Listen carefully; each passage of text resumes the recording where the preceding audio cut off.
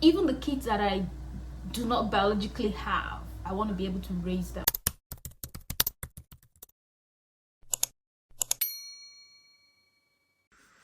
Hey queens, welcome to Call Talk with Abby. A couple of days ago, I posted on my Instagram story this anonymous Q&A because I had new followers, so thank you. And I wanted my new followers to get to know me better, as well as, interact a little bit with existing followers, just to kind of build an interaction and answer some of the questions, clarify some conceptions about me.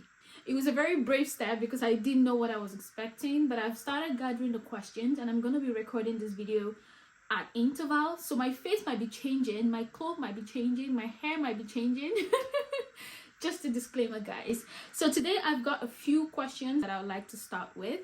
And the first question on the list is, share your skincare routine. Oh my god, I'm not a skin therapist, I'm not a dermatologist, so I'm just saying this based on my own personal experience, and I'm going to be sharing with you my skincare routine, of course. Apart from dieting, exercising, good sleep and other things you need to do, I use the Ordinary product a lot. It's one of the things I've been very heavy on, and this one is the cleanser. It's called the Squalane cleanser. I hope I'm pronouncing that correctly. So the Squalane cleanser helps me take off my makeup, and I do it with a sponge, which I've kind of showed you in one of my videos. So if you haven't watched that video, it was a Shein haul. Please go back and watch it. Got the Cuties as well. They are sponge for cleaning your makeup off. I usually use the original makeup remover, and it's been awesome. This one just kind of keep all the wash in one place. I love it and I cannot wait to try it. I use that sponge and this cleanser together, and this is how I do it. So I take a little quantity on my 2 fingers and then I apply it everywhere on my face, massaging it into my skin. When it becomes very oily, I stop and just wait. So I play in the mirror, I sing in the mirror, I can do anything, right? While waiting. And after a few minutes, say a minute or two, to be honest, I just, rinse my face with warm water, and then I want to use the sponge to, further clear out my pores properly. So this helps me as a makeup remover and a cleanser at the same time, and it's been super cool. If you see my old pictures, you will know that I struggle a lot with my face, with spots, with pimples, with pigmentation, but this has really helped me. I don't get to have a lot of them anymore, and I'm very happy to be using this product. I try to look for the price and put it after, but that's all for this one. At night, when I'm done cleaning, I use this. It's called the hyaluronic acid. The hyaluronic acid at 2% B5 is something that has been very cool. In fact, it's a staple for me.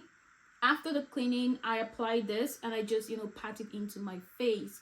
This helps me a great deal because I've seen a lot of changes using this product on my face. So I just combine those two before going to bed and I'm good to go.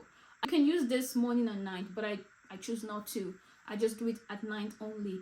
In the morning, I make sure I have heavy moisturizer on my face. I apply sunscreen, especially in summer and spring. And I have my makeup on some days. Some days I just let my skin breathe. And that's pretty much it. Another thing I want to share is most people don't talk about their hair care, but I feel like there's a skin on my head, so it's also part of my skincare. And one of the things that has worked for me over time is this argan oil. Guys, the scalp is important as much as the face. People don't get to see it, but it's a lot important. I've struggled a lot with dandruffs. I just take off my braids or take off my wig or take off an old hair and my skin is all scratchy and you get to see dandruff falling off. I decided to put a stop to that because I noticed that I have dry scalp, and in order for me to prevent that, I usually would apply argan oil on my hair like every other day. So just like I do my face routine, I also do my scalp routine because it is important that we also take care of the parts people don't get to see directly. There's this confidence that comes with a clean scalp. So this argan oil has really helped me. And guys, it also has a cute smell. I got it from a local store after trying so many products, and this is like the only one that has really worked for me. The name is called Aunt Jackie's. Aunt Jackie's Coil and Coils. Like coil and coils. It revives dry hair and scalp, and it does have anti-breakage formula. So you might want to try it. Maybe there might be a few more, but these are the major ones that I really can recommend, that I love so much, that I use every day. Next question. The question says, how do you manage time running a business and a 9-to-5? Whew. First of all, I have to say that my 9-to-5 are the kind of work that I prayed for when I was unemployed. I remember back then when people started having jobs and I didn't have a job. And I want to start this video by saying that for anyone trusting God for a job, I join my faith with yours and I ask God to please grant you a good job, the perfect job, the job that you will go to, you wake up to every morning with a smile on your face, the job that will help you to scale up and increase and grow capacity, the job that will be able to put food on your table and the tables of other people that depend on you, the job that you'll be able to contribute meaningfully, your skills, your talents, and your potentials, and you will watch yourself bloom, the job that will fulfill you and make you happy, healthy, stronger, and more impactful. This is my prayer for you in Jesus' name. Amen.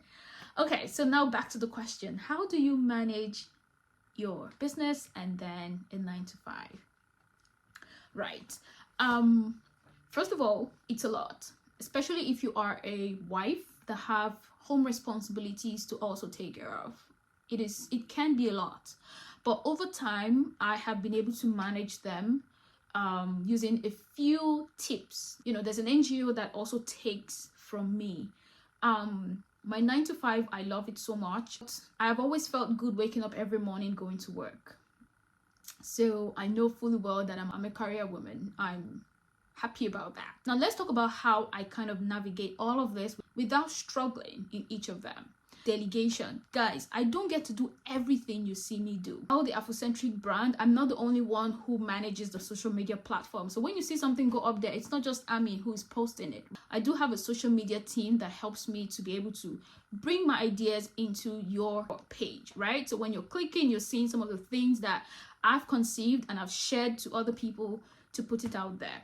About the non-governmental organization that we run, I also don't get to do everything. Yes, the idea comes, but my ability to communicate the idea and the expectation, direct the team, help the team answer their questions, give them all the resources they need to go around, the task has really helped me. Yes, I do get to take a few tasks that cannot be taken by anyone else, but it's not the whole project task that I'm assigned to. Because if I'm going to do everything myself, you have to be able to learn how to communicate your thoughts, your expectation, the timeline to your colleagues, so that you guys can achieve the goal together. The things that I need to do, I sit up and I get it done. So that way I have a few important tasks to do myself, while the less complicated task or the less technical task goes to people who have the right skill set to be able to work with me on. And that's how we basically do it. So the next one is scheduling. And what scheduling does is it helps me to be able to put those tasks that I do into my calendar. Time blocking. Guys, you don't want to sleep on this. Now, my time blocking is divided into 4. The first one is work block. Now, I block a certain amount of time to strictly focus on work. That can be 8 hours sometimes. That can be 9 hours. There are weeks I've gone 10 hours just to be able to meet up to work. The idea is that when it's work block time, nothing else comes in. That is a discipline that, I kind of had to learn how to get to, such that 8-hour stretch, I'm focusing on work. Every other thing is going somewhere else or allocated to another time. The work time is the work time, and I'm strictly on that goal, so that I can be able to achieve everything I'm set to achieve at work at that particular time. The next time blocking that I also set up is social time. Now, guys, I do set up time for social events, like going to parties or spending time with my family that I love so much, or spending time on social media. So for every time I'm on TikTok, that might be the time allocated for it. No jokes. Because if I'm going on social media at times that I am not supposed to be there, it's affecting something else. So more or less, organize your life so that when you're online, it's because you have decided to be online, not because your addiction is dragging you to open Facebook, right? So the third blocking that I do is admin blocking. Now, what this means is I'm the owner of a business and this business must not suffer. My consulting service must not suffer. So what do? I also set up a time in the day for administrative work, such that anything that I have, frozen during my 9 to 5 or during my other times, right? I get to do them, at this time. Usually during the week, I do less admin work because I'm already exhausted kind of from 8 hours or 9 hours or even 10 hours at work. So what I do is I just give it 1 or 2 hours a day to look through anything that is very critical. So any other thing that is not critical goes over to the weekend, which is where I give it the most of my time. Another thing that has helped me in the admin run is because I've set up an email that has to do with each team member. So any email coming into, for example, the Afrocentric brand, if we have an email coming in, it doesn't come directly to me. It goes to the general team email, and then the team responsible just look through, what is the urgency of this and who is responsible for it? Who is to action on it? Is it something we do or is it something Ami has to do? If it's something I do, they move that email from the general, mailbox into my personal email, where I get to know that this is something for me and it's very urgent, right? So during the 1-2 hour blocking that I fixed per day, I get to look at them, and it's usually in the evenings when I'm relaxed after dinner. I get to look at them, and if it's something that needs me to take action immediately, I attend to them. If it's something that goes to the weekend where I get to spend more time with it, I just move it or schedule it for the weekend. And that way I get to be able to handle urgent things successfully and, move things that are not quite urgent to the weekend, so I can give it my 100% focus. Focus blocking. So during the focus time, I get to sit down and think through what I've done and what is left for me to do. So many people might have focus time differently, but for me, the focus time is for me to be able to gauge my success.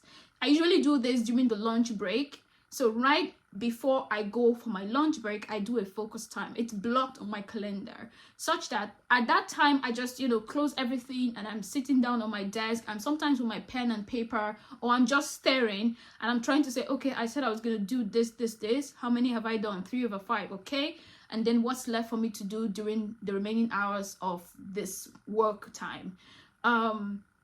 I still have 2 things left. I just take note of them. I go for lunch, I eat, I'm walking around the office to say hello to everybody, to get refreshed, and then I'm back to my desk to complete the remaining things that I'd captured in my focus times. This is very, very helpful because it has increased my productivity like a great deal. If I do this focus time, I get to recall, I get to analyze, I get to, remember, I get to, take a fresh break, and then I start work again. This is my focus time. Some person's focus time might be doing the actual work, but my focus time is, thinking through the work I've done and what is left for me to do. So the last thing I do when it comes to time blocking is recovery time. Guys, many people do not set times to recover, but I do. I do. And I found it very, very helpful. Now, let me tell you what I do in my recovery time. During the recovery time, it's usually when I'm back from work, right? And I am resting. Now, this is a conscious and intentional rest. I'm not regretting in the recovery time what I've been able to achieve and what I've not been able to achieve. I am taking a break off everything to be able to catch up, and stretch out, to meditate, or sometimes it can be gym. My recovery time can be gymming, my recovery time can be walking, my recovery time can be sitting down to rest, my recovery time can even be having ice cream or watching a movie. So I usually have recovery time daily. And this is not the actual rest. Another thing that helps me a lot is reminders. I've struggled with forgetting things to the extent that I have learned now how to use the calendar as my PA. Until I have a PA, my calendar works for me. And let me tell you how I do it. If I already know the project I'm working on as of the end of the week, you get to see me setting up every project, the time allocated for them, all of my time blocking. I get to do it, during the weekend. And then I allocate time for it so that at 12 o'clock, my alarm is telling me it's time to jump on the next thing. That just gives me the opportunity to be able to remember everything that I've planned to remember, so that by the end of the week, there is not something I forgot, right? It helps me to remember when to call someone, when to go shopping, when to buy tomato, when to clean the fridge. All of the things I do are in my calendar. So I have blocked and protected my calendar so much that because it's very important to me. So guys, learn to use your calendars. There are so many things you can achieve with your calendars, I bet you. Because when you are so much engaged, you might get to forget to call daddy and mommy at home. That's not something you want to do. You need to also be able to remember date nights. You need to be able to remember girls' time out. All of these things come into your calendar. Apart from work, you need to have a life, right? Thanks to the calendar, it helps you remember all of those things. Prioritizing. Guys, irrespective of how much time I block in a day, we still have 24 hours to be able to complete a whole day. Which means there are so many things that I still cannot achieve despite blocking my calendars. Prioritize. So in each of the projects that I run, I treat the priority first. Do not get choked. Do not get tired, exhausted before you start a task. Divide them, position them, prioritize those that are important first, and before you know it, you find yourself doing everything you were afraid to even do. Nothing will be done without this last point. It is the place of God. See, all these things I've been telling you, they've been very helpful. But let me tell you, the thing that has made me stand out all through my life, God. God. God. I cannot overemphasize the God factor in all of this. Like, even before I started all of this journey, I never thought I'll be able to get to this point. Never. I just wanted to take it one day at a time. And of course, I'm not even there yet. But I've seen the hands of God from where I'm coming from. And I will continue to reference God because He plays the most role out of all this. Sometimes when I don't know how to navigate, sometimes when everything doesn't seem like they would work, I go back to God. And then when I've scheduled everything, I've delegated tasks, I've blocked time to achieve the task, I have recovered and I'm rejuvenated and I'm ready to go for the week, and I've prioritized the things I need to prioritize. Guys, I pray. I ask God for help because that is where I get the help actually from. It's not from all of those things I do. No, all of those things I do are things that God has given me the capacity to do. When you have done what God wants you to do, the work, you go back to God and say, God, I've done my part. It's time for you to do your part. And guys, God shows up in miraculous ways. It is God that amplifies the tiniest effort that we make. So don't forget the God factor in all of this. I hope I've been able to answer this question. Thank you. Hey guys, so I'm going to continue here today to answer the few questions that I can answer. I'm sure this is a very different phase compared to the other person you saw, which was me answering the other first questions. But I'm going to be doing this in a day as much as I can until I'm able to answer all the questions. So what questions are we answering today? Let's take a look. This question is asking me, how many kids do I want to have? Now, we need to be very careful because I've noticed that NGL kind of sends its own message, but somehow I've been able to differentiate between NGL messages and the message people actually send me somehow. So this question, if I'm going to answer it, and I'm going to be answering it sincerely, I don't know how many kids I'm going to have, because that is not for me to figure out. I want to believe that when God created me, he knew how many kids I need. He knew how many kids I will have the capacity to be able to, raise, nurture, and fill their cup without doing it wrong, without making mistakes, without the kids growing up to become kids who walk out of God's plan. So I honestly haven't thought about it, and I don't think I want to sit down and spend my time thinking about how many kids I want. But I think from time to time, when people ask me this question, I just tell them as many as possible, because honestly, I love kids. I think that's one part of me people don't realize, that I really love kids. If kids were eggs that I could just go and pick, right?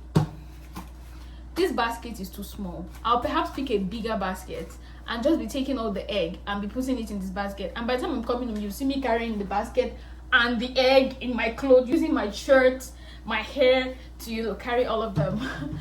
So I'm really not limited to how many kids I'm going to have. I think the big thing for me is, how many kids will I be able to raise? I want to raise great children. I want to raise as many children as possible. God has blessed me with strength to be doing that, like before now, and I want to continue. So even the kids that I do not biologically have, I want to be able to raise them. So that question should be, how many kids do you want to raise? Then I can start counting in thousands and hundreds. So my husband and I don't bother ourselves about how many kids. Honestly, we don't. Just when you feel like you've answered it all, this question came. Well, because I promised I was really going to answer all the questions that I get, I'm going to be answering this question. The assumption is that when you're offline, it means something is either going on in your life. If you're not married, it means, you have traveled abroad, or you have gotten a new role.